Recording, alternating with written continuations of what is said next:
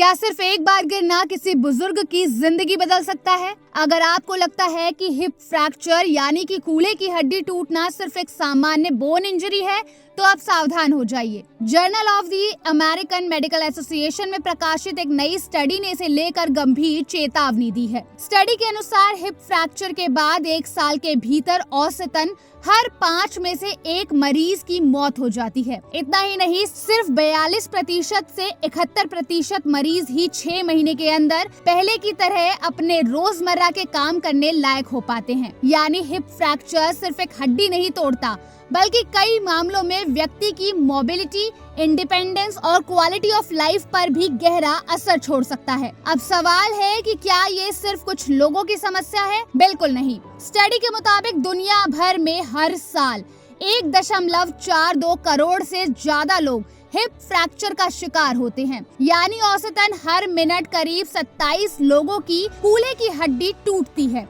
यही वजह है कि विशेषज्ञ इसे बुजुर्गों में सबसे गंभीर ऑर्थोपेडिक इंजरीज में से एक मानते हैं। लेकिन आखिर किन लोगों को इसका खतरा सबसे ज्यादा होता है? रिसर्च बताती है कि 50 साल की उम्र के बाद महिलाओं में हिप फ्रैक्चर का लाइफ टाइम रिस्क लगभग 22.9% है, जबकि पुरुषों में ये 10.7% है। महिलाओं में इसका एक बड़ा कारण मेनोपॉज के बाद होने वाली ऑस्टियोपोरोसिस। इस बीमारी में हड्डियां धीरे धीरे कमजोर होने लगती है, जिससे मामूली गिरावट भी गंभीर फ्रैक्चर का कारण बन सकती है। हालांकि पुरुष भी इससे पूरी तरह सुरक्षित नहीं है। 55 साल की उम्र के बाद उनमें भी हिप फ्रैक्चर का खतरा तेजी से बढ़ने लगता है।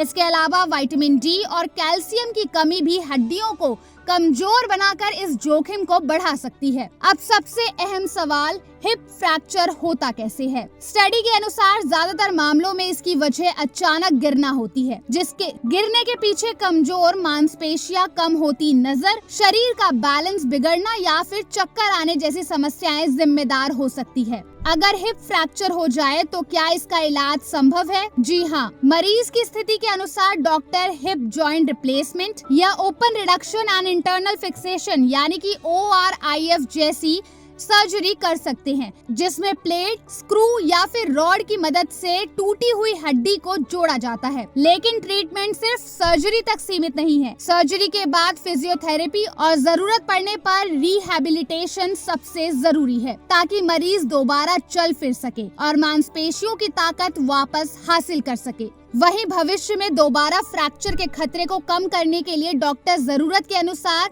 बिसफोस्फोनेट या फिर डेनोसुमेब जैसी दवाएं दे सकते हैं। अच्छी खबर ये है कि इस खतरे को काफी हद तक रोका जा सकता है। इसके लिए रेगुलर एक्सरसाइज करें ताकि हड्डियां और मांसपेशियां मजबूत रहे। घर में फिसलन वाली जगहों और ठोकर लगने वाली चीजों को हटाएं, जिससे गिरने का जोखिम कम हो सके। अपने शरीर में विटामिन डी और कैल्शियम का पर्याप्त मात्रा बनाए रखें और जरूरत पड़ने पर डॉक्टर की सलाह लें। साथ ही बिना डॉक्टर की सलाह ऐसी दवाएं लेने से बचें जिनसे चक्कर आने या गिरने का खतरा बढ़ सकता है। याद रखिए, हिप फ्रैक्चर सिर्फ एक टूटी हुई हड्डी नहीं है।